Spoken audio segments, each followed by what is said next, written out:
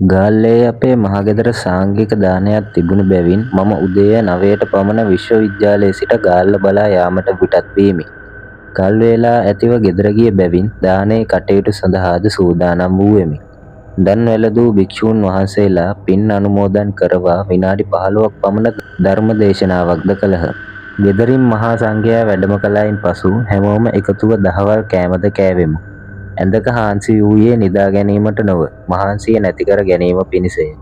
එහෙත් සවස 4 පමණ වනතුරු හොඳට නිින්ද ගොස් තිබිණි.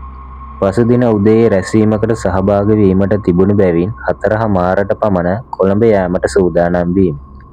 ගෙදර හැමෝම රෑ 12ට ගාල්ලෙන් කොළඹ යන බසයෙන් යන්නට යයි පෙරෙත්ත කළ බැවින් නතර වීමි. රෑ 11:00 පමණ සූදානම් වී ගාල්ලේ බස් නැවතුම් පොළට පැමිණියෙමි. බසයේ හොඳට ඉඩකඩ තිබුණු බැවින් කෙළවර පසුපස සීට් එකක වාඩි වී පොතක් කියවන්නට වීමි. වරින් වර මගෙන් නංවා ගැනීමට බසය නතර කරන සෑම අවස්ථාවකම පොතෙන් අවධානය කැඩී ඒ දෙස බැලේ. ඉඳුරුව හරියේදී බසය නතර කරේ මගෙන් ගැනීම පිණිසය.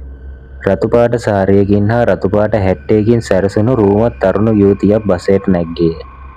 මේ මහරෑ තනියම තරුණ ස්ත්‍රියකගේ ගමන එතරම් සුදුසු නොවේ යයි සිතමින් යළිත් පොත කියවීමේ යෙදුණෙමි. වැඩි දුරක් බසය නොගියේය. බසය තුල සිටි මගීන් අතර කලබල ස්වභාවයක් දක්නට ලැබුණු බැවින් ඒ ගැන අවධානය යොමු කළෙමි. ඉඳුරුවේදී බසයට ගොඩ වූ යුවතියට ටිකට් එකක් දීමට සෙවූ නමුත් බසය තුල ඔහු නොවූවාය. බසයේ සිටි සැවම එක අදහස් ප්‍රකාශ කරන්නට වූහ. සමහරු මෝහිනීයයි කියති. තවත් සමහරෙක් අවතාරයක් යයි කියති. කවුරු වුවත් අදෘශ්‍යමාන බලවේගයක් යයි මම සිතමි. ගාල්ල ප්‍රදේශයේ සිදු වූ සත්‍ය සිදුවීමකි. දිගටම මේ වගේ හොල්මන් කතා අහන්න අපේ YouTube channel එක subscribe කරලා තියාගන්න. ඔයාගේ කමෙන්ට් එකත් පහලින් කමෙන්ට් කරන් යන්න. ස්තුතියි.